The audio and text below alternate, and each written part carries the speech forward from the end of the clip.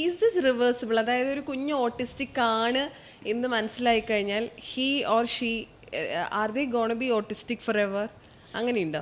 Autism എന്ന് പറയുന്നൊരു കണ്ടീഷനാണ്. ഓക്കെ. അത് ഒരു ന്യൂറോളജിക്കൽ സിസ്റ്റത്തിലുള്ള കണ്ടീഷനാണ്. ഇതിൻ്റെ സക്സസ് എന്ന് പറയുന്നത് എത്രമാത്രം ഒരു മെയിൻ സ്ട്രീമിൽ ഇൻ്റഗ്രേറ്റ് ചെയ്യാൻ പറ്റുന്നു എന്നുള്ളതാണ്. ഓക്കെ. അതായത് വിത്ത് നോർമൽ ഞാൻ ചോദിച്ചോട്ടെ, ഒരാൾക്ക് പ്രശ്നങ്ങളൊന്നുമില്ലാതെ സ്കൂളിൽ പോകാൻ പറ്റുന്നുണ്ട്, ഡെയിലി കാര്യങ്ങൾ ചെയ്യാൻ പറ്റുന്നുണ്ട്, പഠിക്കാൻ പറ്റുന്നുണ്ട്, മനസ്സിലായോ? അപ്പോൾ ചിലപ്പോൾ ഒരു ജനറ്റിക് ടെസ്റ്റ് എടുത്തു കഴിഞ്ഞാൽ ജീൻസ് ഉണ്ടാവും, പക്ഷേ അയാൾ എല്ലാ കാര്യത്തിലും ഇൻഡിപെൻഡൻ്റ്. ഇപ്പം ഞങ്ങളുടെ ഒരു കുട്ടി കാനഡ ഹാസ് ഗോട്ട് ടാലൻറ്റിൽ, നോവ എന്ന് പറഞ്ഞാൽ ഞങ്ങളുടെ കുട്ടി ഫസ്റ്റ് കാനഡ ഹാസ് ഗോട്ട് ടാലൻറ്റിൽ ഈവൻറ്റിൽ വന്ന് കാനഡയിൽ അവൻ്റെ കഴിവെന്ന് പറയുന്നത് ഏത് ലോകത്തിലെ ഫ്ലാഗ് കാണിച്ചാലും പുള്ളി പറയും. നമ്മുടെ അടുത്ത് വരുമ്പോൾ ഒരു വാക്ക് പറയാത്ത കുഞ്ഞാണ്. സെർച്ച് ചെയ്താൽ അറിയാൻ പറ്റും, നോവ ടൈജു എന്ന് പറഞ്ഞൊരു കുഞ്ഞാണ്. അപ്പോൾ ആ കുട്ടി വളരെ നന്നായി. അതിൽ ഈ കഴിഞ്ഞ വർഷം UK ഞങ്ങളുടെ 3-4 കുട്ടികൾ സ്കൂളിൽ ഗിഫ്റ്റഡ് ആൻഡ് ടാലൻറ്റ് വന്നു, ടോപ്പേഴ്സ് വരുന്നു. ഞങ്ങളുടെ ആദ്യമൊക്കെ പഠിച്ച കുട്ടികൾ ഇപ്പോൾ ഡിഗ്രി ആ ഒരു ലെവലിലേക്ക് എത്തി. അവർ മെയിൻ സ്ട്രീംഡായി. മേ ബി അവർക്ക് ചെറിയ ചെറിയ മറ്റുള്ളവരെ പോലെ. അതിൽ എൻ്റെ ഒരു ഫ്രണ്ടുണ്ട്, പുള്ളി മാർക്ക് സ്റ്റീഫൻ ഷോർ എന്ന് പറഞ്ഞ്, പുള്ളി 4 വയസ്സ് വരെ നോൺ വെർബലായിരുന്നു. ഇപ്പോൾ US അഡൽഫി യൂണിവേഴ്സിറ്റിയിൽ പുള്ളി പ്രൊഫസറാണ്. പുള്ളിയോട് ഞാൻ കഴിഞ്ഞ മാസം സംസാരിച്ചു. ഞാനിങ്ങനെ ഒബ്സർവ് ചെയ്യും പുള്ളി വ്യത്യാസങ്ങൾ എന്താണ്. അപ്പോൾ പുള്ളിക്ക് എല്ലാവരുമായിട്ട് ഇൻറ്ററാക്ട് ചെയ്യും. പിന്നെ അവർ വർത്താനമൊക്കെ പറയുമ്പോൾ ചെറിയൊരു ഡിഫറൻസ് നമുക്ക് ഫീൽ ചെയ്യും. പക്ഷേ നമ്മൾ പറഞ്ഞ നമ്മൾ ഏബിൾഡ് ആണ്. അപ്പോൾ ചെറിയ ചെറിയ ഡിഫറൻസസ് നമ്മൾ നോക്കാതെ അവരെ നമ്മുടെ പാർട്ടായിട്ട് നമ്മൾ കൊണ്ടുപോകുക എന്നുള്ളതല്ലേ ഉള്ളൂ. അപ്പോൾ അത് ഒരു പേരൻറ്റിന് കിട്ടുന്ന ഏറ്റവും വലിയ കാര്യമാണ്, ഒരു കുഞ്ഞിനെ മെയിൻ സ്ട്രീംഡ് ആക്കുക എന്ന് പറയുന്നത്. അപ്പോൾ ഇത് ഓട്ടിസത്തിൻ്റെ ട്രീറ്റ്മെൻറ്റ് ആക്ച്വലി ഇതൊരു കണ്ടിന്യൂസ് പ്രോസസ്സാണ്. എവറി 3 months നമ്മൾ ഇവാലുവേറ്റ് ചെയ്യും. അപ്പോൾ ഞാൻ ഇതിൻ്റെ ഓട്ടിസത്തിൻ്റെ ഏറ്റവും വലിയ മെയിൻ സ്ട്രീമിങ് സക്സസ് എന്ന് പറയുന്നത്, ഒന്ന് ഏജ്. 2 വയസ്സിലൊരു കുഞ്ഞിനെ കൊണ്ടുവന്നാൽ ആ കുട്ടിയുടെ പ്രോഗ്രസ് വളരെ ഫാസ്റ്റ് ആയിരിക്കും. ഓക്കെ. അപ്പം അത് നമുക്ക് ഒരിക്കലും 7 വയസ്സ് കഴിഞ്ഞ് കൊണ്ടുവരുന്ന ഒരു കുട്ടിയുടെ ഏജുമായിട്ട് പ്രോഗ്രസ്സുമായിട്ട് കമ്പയർ ചെയ്യാൻ പറ്റത്തില്ല. 9 years ആണെങ്കിൽ വീണ്ടും നമ്മൾ ഓൾമോസ്റ്റ് 10 years വരെയാണ് ജുവലിൻ്റെ അഡ്മിഷൻ. 1 year to 10 years വരെയുള്ള കുഞ്ഞുങ്ങളാണ് ഇവിടെ വരുന്നത്. അപ്പോൾ ആ ഒരു ഏജിൽ പ്രോഗ്രസ് ഒരു 3 months ഇൻ്റർവെൻഷൻ കൊണ്ട് തന്നെ മിനിമം ഒരു 25 to 30-40% വരെ വ്യത്യാസം എല്ലാ കുട്ടികളിലും, മിക്ക കുട്ടികളിലും 3 മാസം കൊണ്ട് 3 months വരാറുണ്ട്. ചില കുട്ടികളിൽ ഇത് കൂടുതലായിരിക്കും, ചില കുട്ടികളിൽ 10% ആയിരിക്കാം. എഗെയിൻ സെൻസറി ഇഷ്യൂല് ഡോക്ടർ പറഞ്ഞ പോലെ 7 സെൻസിന് പ്രശ്നമുള്ള ഒരു കുട്ടി, രണ്ടാമത്തെ കുഞ്ഞിന് 1 സെൻസിൽ മാത്രമേ പ്രശ്നമുള്ളൂ. എങ്ങനെയാണ് ഇത് തമ്മിൽ കമ്പയർ ചെയ്യുന്നത്? മനസ്സിലായോ? Severity, age differs. പിന്നെ ഇതിൽ തന്നെ ടെസ്റ്റ് ചെയ്യുമ്പോൾ നമുക്ക് അറിയാൻ പറ്റും, മൈൽഡ്, മോഡറേറ്റ്, സിവിയർ 3 ലെവലിലുണ്ട്. അപ്പം അതും പിന്നെ എഗെയിൻ പേരൻസിൻ്റെ സപ്പോർട്ട്. പല പേരൻസ് ഇപ്പം നമ്മുടെ അവിടെ ജനറലൈസേഷൻ എന്ന് പറഞ്ഞൊരു കോൺസെപ്റ്റ് ഉണ്ട്. ഇപ്പോൾ ഇന്ന് നമ്മൾ കുട്ടിയെ വാട്ടർ എന്ന് പറഞ്ഞൊരു കോൺസെപ്റ്റ് തെറപ്പിസ്റ്റ് പഠിപ്പിച്ചു. വാട്ടർ നമ്മൾ ചെയ്യുന്നത് ഒരു ഫ്ലാഷ് കാർഡ് വെച്ചിട്ട് ദിസ് ഇസ് വാട്ടർ എന്ന് പറയുന്നു. വീട്ടിൽ ചെന്ന് കഴിയുമ്പം നമ്മൾ പേരൻസിന് ഗോൾസ് കൊടുത്തു വിടും. ഈ ഒരു കോൺസെപ്റ്റ് ഒരു കുട്ടി ജനറലൈസ് ചെയ്യുന്നത് 3 ആസ്പെക്റ്റിലാണ്: പീപ്പിൾ, പ്ലേസ് ആൻഡ് സ്റ്റിമുലേ. എവിടെ വെച്ച് വെള്ളം കൊടുത്താലും കുട്ടി എന്താണെന്ന് പറയണം? വെള്ളമാണെന്ന് പറയണം. പ്ലേസ്. ഇനി ആര് കൊടുത്താലും, മനസ്സിലായി? പീപ്പിൾ. ആര് വെള്ളം കൊടുത്താലും കുട്ടി എന്താണെന്ന് പറയണം? വെള്ളമാണെന്ന് പറയണം. 3 സ്റ്റിമുലേ. ഗ്ലാസ്സിൽ കൊടുത്താലും, കപ്പിൽ കൊടുത്താലും, സ്പൂണിൽ കൊടുത്താലും കുട്ടി അത്. ഈ 3 ആസ്പെക്ട്സിൽ ഒരു കുട്ടി ഒരു കാര്യം പഠിക്കുമ്പോഴേ പഠിച്ചു എന്ന് പറയുന്നത് ലേണിംഗ് പ്രോസസ്സ് കംപ്ലീറ്റ്. അല്ലാതെ ഫ്ലാഷ് അല്ലെ കുട്ടി പ്രത്യേകിച്ച് ഇവർക്ക് ജനറലൈസേഷൻ കുറച്ച് പ്രശ്നമുണ്ട്. അപ്പം നമ്മൾ ബിഹേവിയർ അനാലിസിസ് നമ്മൾ പറയുന്നത് ഈ 3 ആസ്പെക്ട്സിലും കുട്ടി അത് പഠിച്ചിരിക്കണം. അപ്പോൾ ഇത് ട്രെയിൻ ചെയ്യാൻ ആർക്ക് പറ്റും? കുട്ടിക്ക് വെള്ളം എടുത്ത് കുപ്പിയായിട്ട് എല്ലായിടും നടക്കാൻ ഒരിക്കലും തെറപ്പിസ്റ്റിന് പറ്റില്ല. അപ്പോൾ ഇത് പേരൻറ്റിന് കൊടുത്തു വിടും. അന്ന് തന്നെ അത് ചെയ്യുന്ന പേരൻറ്റിന് വാട്ടർ കോൺസെപ്റ്റ് ക്ലിയറായി, അടുത്ത ആപ്പിളിലേക്ക് പോകും. പക്ഷേ ഇത് ചെയ്യാത്തൊരു പേരൻ്റ് ആണെങ്കിലോ നമ്മൾ 1 മാസം വെള്ളമായിട്ട് പോകേണ്ടി വരും. മനസ്സിലായി? അപ്പോൾ ആപ്പിൾ പഠിപ്പിച്ചു കുട്ടിയെ, ഫ്രൂട്ട്സിൻ്റെ കടയിൽ കൊണ്ടുപോയി, മോനെ red apple, blue green apple, small apple, big apple. ആ കുട്ടി അത് തൊട്ടു, അന്ന് തന്നെ അവൻ പഠിച്ചു കഴിഞ്ഞു. ആര് 3 മോനെ ആ ചേട്ടാ ആപ്പിൾ ഒന്ന് കൊടുത്തേ, അല്ലെങ്കിൽ വീട്ടിൽ ചെന്ന് അമ്മ ആപ്പിൾ കൊടുത്തേ, എന്താ മോനെ ആപ്പിൾ പറഞ്ഞോട് തീർന്നു. അതേ പോലെ പേരൻസിൻ്റെ ഇൻവോൾവ്മെൻറ്റ്. ഞങ്ങൾ പേരൻറ്റ് ട്രെയിനിങ് ക്ലാസ്സസ് ഉണ്ട്, എല്ലാ വീക്കും ഉണ്ട്. ഞങ്ങളുടെ എല്ലാ ഡിപ്പാർട്ട്മെൻറ്റ്സിൽ നിന്നും പേരൻറ്റ് ട്രെയിനിങ്. ഞങ്ങളുടെ ഹോൾ ടീം എന്ന് പറയുന്നത് ഇപ്പോൾ ഒരു 185 പ്രൊഫഷണൽസാണ്. സ്പീച്ച് തെറപ്പിസ്റ്റ് തന്നെ നമുക്കൊരു 45 സ്പീച്ച് തെറപ്പിസ്റ്റ് ഉണ്ട്, ഒക്യുപ്പേഷൻ തെറപ്പിസ്റ്റ് 42, എഡ്യൂക്കേറ്റേഴ്സ് ഒരു 56, സൈക്കോളജിസ്റ്റ് തന്നെ നമുക്കൊരു 22-23, ബിഹേവിയർ തെറപ്പിസ്റ്റുകളുണ്ട്, എല്ലാവരും ഉണ്ട്, ഡെവലപ്മെൻറ്റൽ പീഡിയാട്രീഷ്യനുണ്ട്, നമുക്ക് കംപ്ലീറ്റ് ടീമുണ്ട്. അപ്പോൾ നമ്മൾ മാറി മാറി ക്ലാസ്സസ് എടുക്കും. പേരൻറ്റിനെ എഡ്യൂക്കേറ്റ് ചെയ്യും, നല്ല കോൺഫിഡൻ്റ് ആക്കി ഒരു തെറപ്പിസ്റ്റിൻ്റെ ലെവലിലാക്കിയിട്ട് നമ്മൾ ഇവരെ ഡിസ്ചാർജ് ചെയ്യുള്ളൂ. അപ്പോൾ അവരുടെ കോൺഫിഡൻസ് കൂടും. ഇപ്പോൾ ഇന്നും കേരളത്തിൽ 95% സെൻറ്റേഴ്സിലും രക്ഷകർത്താക്കൾ പുറത്താണ്. അവർക്ക് അറിയത്ത് പോലുമില്ല തെറപ്പിസ്റ്റ് ആരാണ്.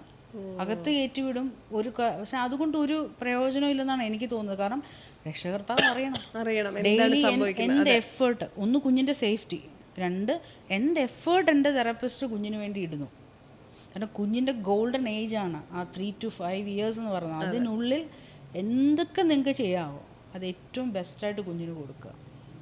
പാരൻസിന്റെ സപ്പോർട്ട് ഭയങ്കര ഇമ്പോർട്ടൻ്റ് ആണ്. ഭയങ്കര ഇമ്പോർട്ടൻ്റ്. അതുപോലെ ഇപ്പോൾ ഒരു ഓട്ടിസ്റ്റിക് ആയിട്ടുള്ള കുട്ടിയോട് എങ്ങനെ പെരുമാറണം എന്നുള്ളത് സൊസൈറ്റിക്ക് ഒരു വലിയ ചാലഞ്ചാണ്. മേ ബി സാധാരണ പോലെ പെരുമാറിയ അവർക്ക് മനസ്സിലാവോ, ഇനി അതല്ലാണ്ട് പെരുമാറിയ പാരൻസ് ഒഫൻഡഡ് ആവോ? അപ്പം how do you guys expect സൊസൈറ്റിയുടെ ഒരു സപ്പോർട്ടില്ലേ? തീർച്ചയായിട്ടും ഈ കുട്ടിയുടെ ഒരു മെയിൻ സ്ട്രീം ഇൻ്റഗ്രേഷൻ ഏറ്റവും വലിയ റോള് സൊസൈറ്റിക്ക് തന്നെയാണ്. ഇപ്പോൾ ഗവൺമെൻറ് തലത്തിലാണെങ്കിലും ഒരുപാട് കാര്യങ്ങൾ ചെയ്യുന്നുണ്ട്, ഒരുപാട് പ്രോജക്ട്സ് ചെയ്യുന്നുണ്ട്. പക്ഷേ at the end of the day നമ്മൾ ഒരു സ്കൂളിൽ അഡ്മിഷന് ചെല്ലുമ്പോൾ CBSEയുടെ റൂളുണ്ട്, എല്ലാത്തിൻ്റെ നിയമങ്ങളൊക്കെ ഉണ്ടെങ്കിലും എങ്ങനെ ഒരു കുട്ടിയെ അഡ്മിറ്റ് ചെയ്യാതിരിക്കാമെന്നാണ് പല സ്കൂളുകളും ഇപ്പോഴും ട്രൈ ചെയ്യുന്നത്. അവരെ കുറ്റം പറയാൻ പറ്റില്ല. അപ്പോൾ അതിന് പ്രോപ്പറായിട്ടുള്ള റിസോഴ്സസ്, ഷാഡോ ടീച്ചേഴ്സ് വിദേശത്ത് ഇതെല്ലാം അവൈലബിൾ ആണ്. ഷാഡോ ടീച്ചർ ഫെസിലിറ്റീസ് ആണ്. അപ്പോൾ ഇതൊക്കെ കൊടുക്കുക. അതുപോലെ ഈ ഒരു കുഞ്ഞിനെ നിങ്ങൾ മനസ്സിലാക്കുക, ഇപ്പം ഇത് വിദൂരമല്ല. പണ്ട് ഞാൻ പറഞ്ഞതുപോലെ 500-1, 1000-1 എന്നുള്ള കണക്കാണ് ഇപ്പം 35-1 എന്നുള്ളൊരു കണക്കിലേക്ക് വന്നിരിക്കുന്നത്. അപ്പം 35 കുട്ടികളുള്ള ഒരു സമൂഹത്തിലാണ് ഒരാളെ നമ്മൾ പോയത്. അപ്പം ഇതൊരു ദൂരെയുള്ള കാര്യമല്ല, ഇത് നമ്മൾ നാളെ കൂടുതലായിട്ട് കാണാൻ പോകുന്നൊരു കാര്യമാണ്.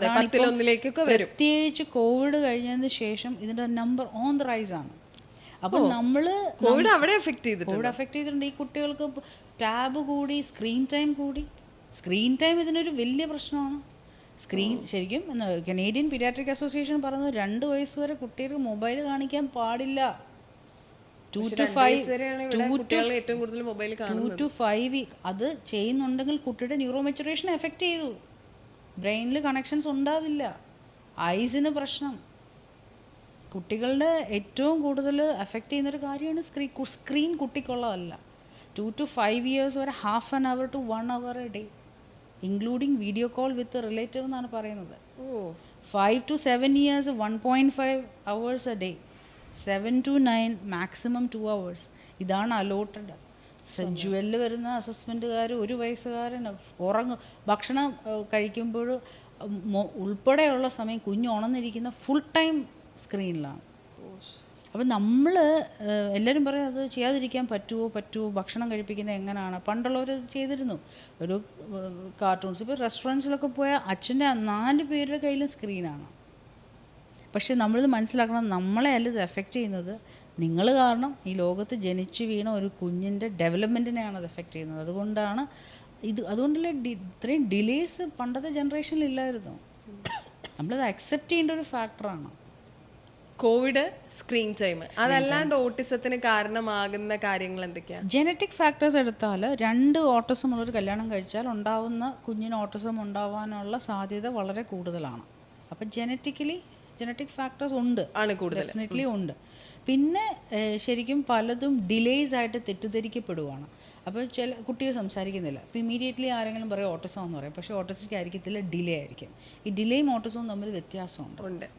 അപ്പോൾ അത് കുറച്ചുകൂടി ഈസിയാണ്. വിർച്വൽ ഓട്ടിസം പുതിയ കോൺസെപ്റ്റാണ്. സ്ക്രീൻ ടൈം കാരണം കുട്ടി അത് 0 to 2 years അങ്ങനെ വിർച്വൽ ഓട്ടിസത്തിൻ്റെ ക്ലാസിഫിക്കേഷൻ ഇപ്പോൾ പുതിയ രീതിയിൽ വരുന്നുണ്ട്.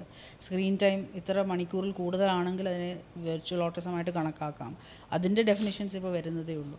അപ്പോൾ ഡെഫിനറ്റ്ലി സ്ക്രീൻ ടൈമിന് ഇതിന് നല്ല റോളുണ്ട്. ഇതിൻ്റെ ഒരു ട്രീറ്റ്മെൻ്റ് ഒക്കെ ഉണ്ടല്ലോ, അതായത് കുട്ടികൾക്ക് ഇപ്പോൾ ഓട്ടിസം അല്ലാണ്ട് ഇപ്പോൾ ഡോക്ടർ പറഞ്ഞ പോലെ സ്പീച്ച് തെറപ്പി, അതായത് എല്ലാവരും ഇപ്പോൾ നമ്മൾ പ്രത്യേകിച്ച് ന്യൂക്ലിയർ ഫാമിലിയിലേക്ക് പോകുന്നത് കൊണ്ട് നേരത്തെ ഇപ്പോൾ ഡോക്ടർ നേരത്തെ ഈ കുട്ടികളുടെ മൈൽ സ്റ്റോൺ പറഞ്ഞപ്പോൾ 1 വയസ്സിൽ ചെറുതായിട്ട് ഇപ്പോൾ 2 വാക്ക് കൂട്ടി സംസാരിക്കും അങ്ങനെ പറഞ്ഞല്ലോ. അതല്ലാണ്ട് ഇപ്പോൾ നമ്മൾ കുട്ടികളൊരു 3 വയസ്സ് വരെയൊക്കെ വലിയ കാര്യമായിട്ട് കുഞ്ഞ് സംസാരിക്കില്ല, വീട്ടിലാരാ സംസാരിക്കാനുള്ള, അതൊരു ഭയങ്കര നോർമൽ കാര്യമായി മാറി.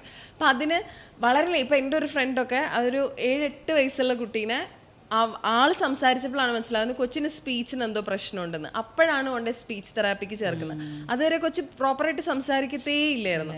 അപ്പോൾ ഈ സ്പീച്ച് എന്ന് പറയുന്നത് ഒരു വലിയ പ്രശ്നമാണ്. സംസാരിക്കാൻ ആളില്ലാത്തതിൻ്റെ ആവാം, പക്ഷെ അത് ഏത് പ്രായത്തിൽ നമ്മളത് നോട്ടീസ് ചെയ്യണം. അതായത് വേറെ ഒരു പ്രശ്നങ്ങളും ഇല്ല. ഇപ്പം നമ്മൾ ഓട്ടിസത്തിൻ്റെതായിട്ട് പറഞ്ഞ ഒരു സിംറ്റമും ഇല്ല, പക്ഷേ സംസാരത്തിലൊരു ഡിലേ ഉണ്ട്. ഇപ്പം വളരെ ആക്റ്റീവായിട്ടുള്ള കിഡ്സ് ആയിരിക്കും, വേറെ ഒരു കാര്യത്തിനൊരു പ്രശ്നമില്ല. അവരുടെ സംസാരം, നമ്മൾ പറയുന്ന കാര്യങ്ങൾ കേൾക്കുന്നതും റിയാക്ട് ചെയ്യുന്നതൊക്കെ പക്കയാണ്. സംസാരം ഈ ഒരു ഡിലേ ചെറുതിലേ ഉണ്ട്. സംസാരത്തിലുള്ള പ്രശ്നം നമുക്ക് ഏത് പ്രായത്തിൽ വേണമെങ്കിലും നമുക്ക് അറിയാൻ പറ്റും. ഇപ്പോൾ ഒരു 3 മാസം 4 മാസം ഉള്ള കൊച്ചാണെങ്കിലും കൂ വിളിക്കും, മനസ്സിലായല്ലേ? അപ്പം 7 മാസം 8 മാസം ആകുമ്പോഴേ താത്ത മാമ അങ്ങനെ ബൈസിലബിൾ സൗണ്ട്സ് അവർ പ്രൊഡ്യൂസ് ചെയ്ത് തുടങ്ങും. 1 വയസ്സാകുമ്പോൾ വാക്കുകൾ പറയും, 2 വയസ്സാകുമ്പോൾ 50 വാക്കുകൾ പറയും, 3 വയസ്സാകുമ്പോൾ മനസ്സിലായില്ല 100 വാക്കിന് മേളിൽ പറഞ്ഞു തുടങ്ങും. അപ്പം ഓരോ പ്രായത്തിലും നമുക്ക് സംസാരത്തിൽ ഡിലേ ഉണ്ടെങ്കിൽ തിരിച്ചറിയാൻ പറ്റും. ഒരു 4-4.5 വയസ്സുള്ള കുട്ടി സംസാരിക്കുന്നുള്ള കുട്ടികൾക്ക് ക്ലാരിറ്റി ഇല്ലാത്തവരുണ്ട്, മനസ്സിലായില്ല, ഉച്ചാരണം ശരിയായിട്ട് കിട്ടാത്തവരുണ്ട്. അപ്പോൾ സംസാരമായിട്ട് ബന്ധപ്പെട്ട പ്രശ്നങ്ങൾ നമുക്ക് ഏത് പ്രായത്തിലും തിരിച്ചറിയാൻ പറ്റും. അത് നമുക്ക് ഈ പറയുന്ന ചികിത്സിക്കാനും അല്ലെങ്കിൽ നമുക്ക് തെറാപ്പി കൊടുത്ത് അത് നേരെയാക്കാനും പറ്റും.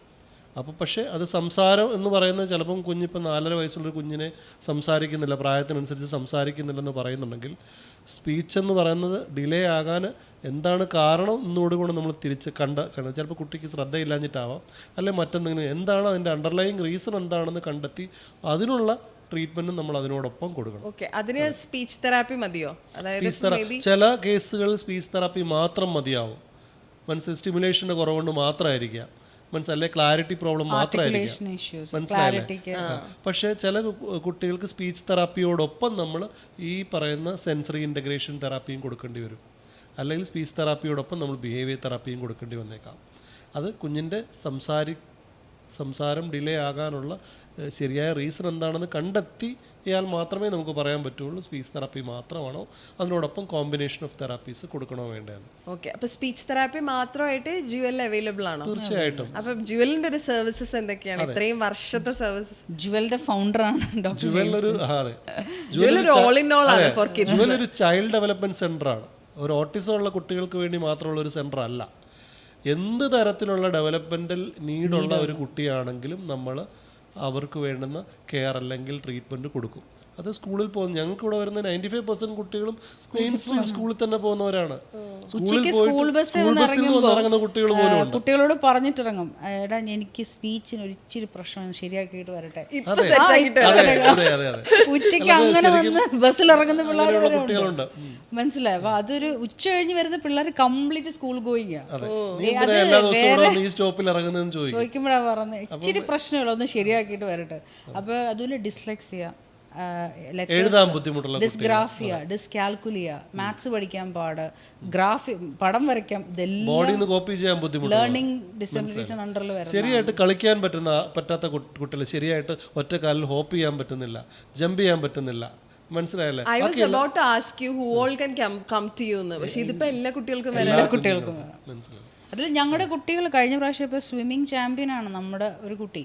അപ്പോൾ അത് വളരെ ബുദ്ധിമുട്ടായിട്ട് ബോഡി ബാലൻസ് പോലും ഇല്ലാതിരുന്നൊരു കുട്ടിയാണ്. തെറാപ്പി കഴിഞ്ഞ ശേഷം സ്വിമ്മിങ്ങിലേക്ക് വന്നു. ഇവർക്ക് ഭയങ്കര ഇൻട്രസ്റ്റും ഉണ്ട്. ജുവൽ സ്റ്റാർട്ട് ചെയ്തത് 2008 ഇന്ത്യയിലെ തന്നെ ആദ്യ കാലത്ത് തുടങ്ങിയ ചൈൽഡ് ഡെവലപ്മെൻറ്റ് സെൻറ്റേഴ്സിൽ ഒരെണ്ണമാണ് ജുവൽ. ഫൗണ്ടറാണ് പുള്ളി. WHO വർക്ക് ചെയ്തുകൊണ്ടിരുന്നത്. അപ്പോൾ അവരുടെ സുനാമി റീഹാബിലിറ്റേഷൻ പ്രോജക്റ്റിൽ വർക്ക് ചെയ്ത സമയത്താണ് ഓട്ടിസ്റ്റിക് ആയിട്ടുള്ള കുറച്ച് കുട്ടികളുടെ രക്ഷകർത്താക്കൾ വന്ന് മീറ്റ് ചെയ്തിട്ട്, അന്ന് ഇന്ത്യയിൽ ഓട്ടിസം എന്ന ടേം ഇല്ല. 2005 ഇവർ ഇന്ത്യ മൊത്തം ട്രാവൽ ചെയ്തിട്ട് ഇതിനൊരു എന്താ ചെയ്യേണ്ടതെന്ന് അറിയില്ല. അപ്പോൾ ആ സമയത്താണ് പുള്ളിയുടെ ബ്രദർ പുറത്താണ്, പുള്ളി പഠിച്ചത് അവിടെ. അപ്പോൾ ആ ഒരു ഈ അവിടുന്ന് കുറച്ച് എക്യുപ്മെൻറ്റ്സ് ഇമ്പോർട്ട് ചെയ്തു. നമ്മൾ ആദ്യമായിട്ട് ഇന്ത്യയിലെ ആദ്യത്തെ സെൻസറി ഇൻ്റഗ്രേഷൻ ഡിപ്പാർട്ട്മെൻറ്റാണ് നമ്മൾ കോട്ടയത്ത് സ്റ്റാർട്ട് ചെയ്യുന്നത് 2008. അപ്പോൾ ആ കുട്ടികളെല്ലാം തന്നെ അവർക്ക് നോർമൽ സ്കൂളിൽ അഡ്മിഷൻ കിട്ടുകയും അവരെല്ലാം മെയിൻ സ്ട്രീംഡ് ആവുകയും ചെയ്തു. അതിനുശേഷം പല യൂണിവേഴ്സിറ്റി, ഇന്ന് ജുവൽ 32 യൂണിവേഴ്സിറ്റികളുടെ ഇൻറ്റേൺഷിപ്പ് സെൻ്ററാണ്, 5 യൂണിവേഴ്സിറ്റിയുടെ PhD സെൻ്ററാണ്. അഡൽഫി യൂണിവേഴ്സിറ്റിയുടെ, മണിപ്പാൽ യൂണിവേഴ്സിറ്റിയുടെ ഉൾപ്പെടെ PhD സെൻ്ററാണ് ജുവൽ. അതുപോലെ തന്നെ 38 രാജ്യങ്ങളിൽ നിന്ന് ഏകദേശം 475 കുട്ടികളോളം ഒരു മാസം ട്രീറ്റ്മെൻറ്റ് എത്തുന്നുണ്ട്. 180 പ്രൊഫഷണൽസോളം വർക്ക് ചെയ്യുന്ന ദുബായിൽ നമുക്കൊരു ബ്രാഞ്ച് ഉണ്ട്. അത്രയും പ്രൊഫഷണൽ ടീം നമുക്ക് ജുവലിൽ വർക്ക് ചെയ്യുന്നുണ്ട്. That's great. Thank you. അപ്പം താങ്ക് യു സോ മച്ച് എന്ന് മാത്രമേ എനിക്ക് പറയാനുള്ളൂ. കാരണം you guys are doing A wonderful job. അങ്ങനെ തന്നെ ഈ കുട്ടികൾക്കുള്ള കുഞ്ഞു കുഞ്ഞു പ്രശ്നങ്ങളുമായിട്ട് എത്രയും പെട്ടെന്ന് പാരൻസിന് നിങ്ങളുടെ അടുത്തേക്ക് എത്താൻ പറ്റട്ടെ എന്ന് പറയുന്നു. All the best and thank you so much. Because saving A child means saving A family. അതാണ് നമ്മൾ വിശ്വസിക്കുന്നത്. അപ്പോൾ അത് ഓരോ കുടുംബങ്ങളും രക്ഷപ്പെടട്ടെ എന്നാണ് നമ്മളും ആഗ്രഹിക്കുന്നത്. Let you save every child. Yeah.